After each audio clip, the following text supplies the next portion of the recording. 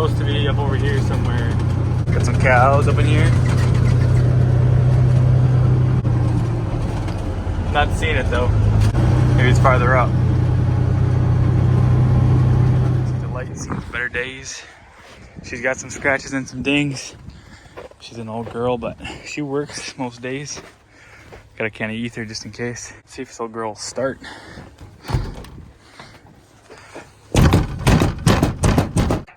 One thing you gotta know with these old trucks, absolutely nothing works as it's supposed to. So you after a while, kind of get used to it. This thing's actually got tint. It's got like 20% tint on it thanks to gauge. It's kind of funny.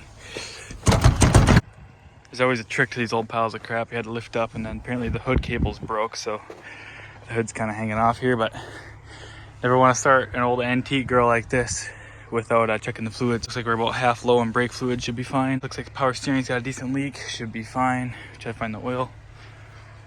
Looks like we got a corroding head, should be fine. Couple mice on the floorboard, couple coffee cups, should be fine. All right, on the other side, try to find the oil. She's an old girl, very old girl. Batteries disconnected, should be fine. Just kidding, that won't be fine. I think drains the battery. Get the belts in there.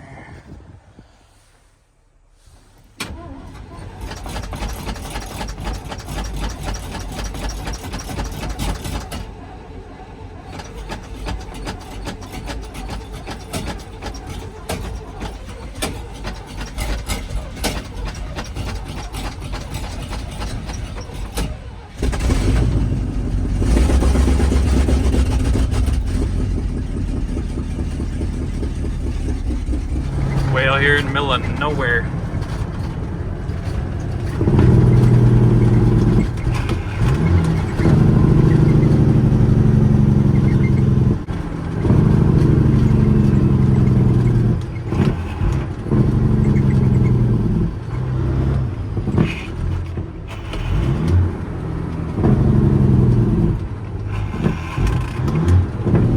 Shift jaking all the way to the stop.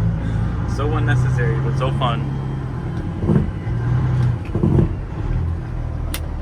Got our Peterbilt 279, Poland lowboy. And I just went and picked up our first dump truck. This is the first dump truck we ever bought. I think I was 18. 17 or 18. I was still living at my parents. Just got out of school. It's an old International. It says S1700 on the side. It's an old beauty.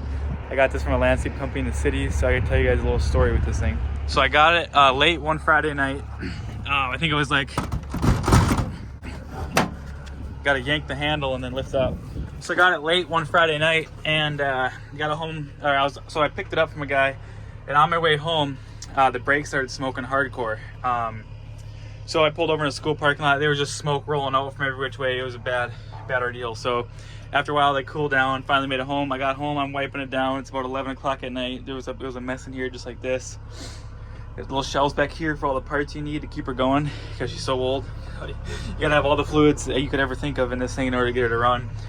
So after the brakes were smoking and everything else, I get the truck home in the driveway at about 11 o'clock at night. So till about midnight, I'm up. I'm vacuuming it out. I'm putting oil in it. I'm checking it over because next morning, Saturday, I had boulders to haul at 6 a.m. So sure enough, Saturday morning, 6 a.m., I'm out hauling boulders. And the guy I was getting the boulders from that I'd seen and went and talked to and then was buying the boulders from for a boulder roll I was doing on Saturday or next week, whatever. He lived right on the railroad tracks. It was kind of weird the way you get into his property.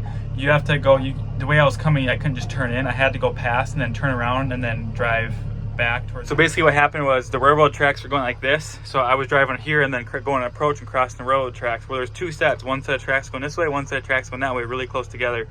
What happened was I was driving this way and then so of course I looked this way for the train, and then when I turned right, I never even looked to the right to see if a train was coming. I just went, and because I've been doing it all day, so I figured out there's no train. So I went, and when I was on the first set of tracks, I never looked to the right, I looked to the left, and there was nothing. When I was on the first set of tracks, the other set was like 10 feet away.